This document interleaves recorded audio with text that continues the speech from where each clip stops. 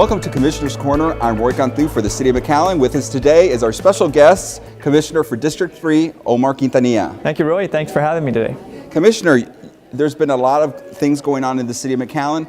One of your important projects that you've been working on is the drainage project. Yes, and one of the first things that we started to work on back a couple of years ago was on drainage. With the rain event that we happened in June of 2018, we identified new areas of town that were susceptible to flooding, and one of the areas that we found needed some help was the area along Vine and 48th Street, which is, there's a couple of subdivisions there, Santa Yesenia and Derby Downs subdivision. We identified this as a problem area when a flooding event occurs, and so the city put some plans together and identified this as one of the projects that we wanted to focus on with the bond request that was made back 2 years ago. And so once we submitted that bond request to the public and they voted on it and approved it, we had the resources to devote more to drainage projects, and this is one that we decided to work on and to fund. And so we're happy to report that plans are on their way, and we're looking to get bids out later this summer. And so hopefully we can have this area of town improved on hopefully by the third quarter. And what's important was the timeline was basically the voters approved the drainage bonds and this it was the traffic improvements also. And then we had that rain that affected parts of McAllen, and you had already, I understand the engineering department with Public Works had already identified areas by priority, which means they consistently have water issues, right? That's right. So the priorities were there. The June 2018 rain event helped us to reorganize those priorities and to focus more attention on areas that got more flooding. And so it was, while that rain event was difficult for our city, it also helped us to identify new areas and to reprioritize where we're going to focus our monies. And as you said, right now the projects take several months / a year to sort of, from design to engineering to looking for bids to getting the project complete. That's right. The good thing is the voters had already approved it a couple years ago, and so from that point on we identified the projects. The city engineering department has worked on the plans, and now it's a matter of getting them bidded out and worked on. And so in the next year or two, we're going to have many more projects that have been worked on. Our drainage system is going to be much more improved by then. It sounds really good. You've also been working on regional detention facilities. We already have 2 or 3 in the city at different locations, but this one's going up at Lincoln. That's right, on Pecan and 27th. That's where Lincoln Middle School is.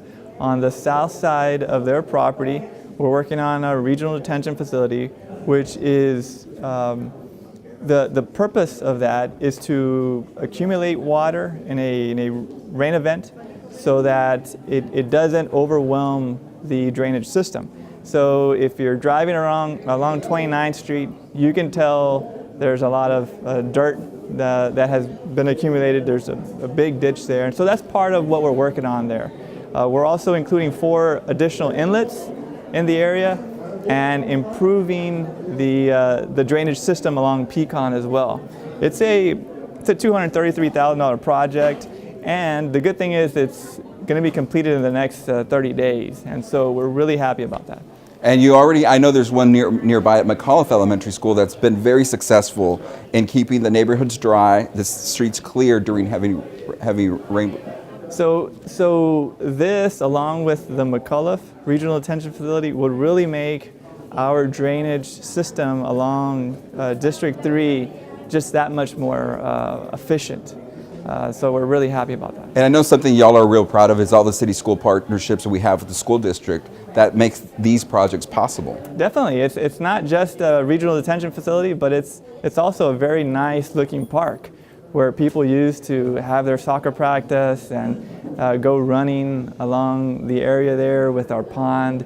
and the ducks that are out there as well. And so it's aesthetically pleasing, but it's got the use of a drainage facility. And so we're really happy to partner with the school district in these types of events, projects throughout the city. And folks, so you know, at McAuliffe, what happens when the ponds are filled with water, they literally shut the park off. And that's a cooperation with the school district and the city. So that's to keep everyone safe. However, they do develop the parks into something else, and they're beautiful projects throughout the year when it's dry, since we're very dry here most of the time. That's right. It gets a lot of use in the evenings, and especially that park, McAuliffe, has lighting, and so it's one of the most used parks in our city because you can use it after dark. And so it's a great partnership that we have, the city with the school district. And we're always working to keep McAllen beautiful. You've been involved in some beautification projects, but let's talk about Ware and Vine, the proposed improvements. Yeah, there's a subdivision there, Window Rock Estates. We had a little town hall with them, a forum, and one of the things that they proposed was to improve city-owned property just south of their subdivision, which is along Vine, just east of Ware Road. We did some research. That property is actually city-owned property, and I'm happy to report that after visiting with the commission and getting some funds allocated, we drew up some plans to level that property, because there's a dead tree. It's not looking very nice. To level the property, to add some landscaping and a irrigation system there. It's over a $100,000 project, and we hope this to be a catalyst to help improve that corridor along Ware Road and that Nicky Road area, so that other subdivisions in that area can also do the same thing. Beautification, it helps to create a momentum so that we show how nice our city can be.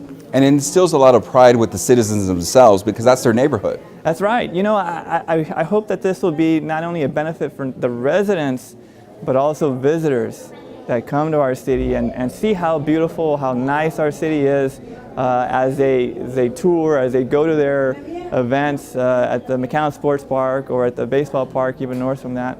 They drive by Ware Road and they see how nice it is, and they want to come back to McAllen. We have a great program with Keep McAllen Beautiful, because we sort of help coordinate Project Clean Neighborhood, where you all go out into communities. You were involved in one at Ponderosa Estates. You want to tell us a little bit about that? That's right, yes. That project has been very successful. The city has been using it. We've allocated some funds for it. But essentially, we deliver these dumpsters to a subdivision and allow the residents to take their unwanted debris that they've got at their house and get it removed. And so Ponderosa Estates, that's where we focused our attention in early April.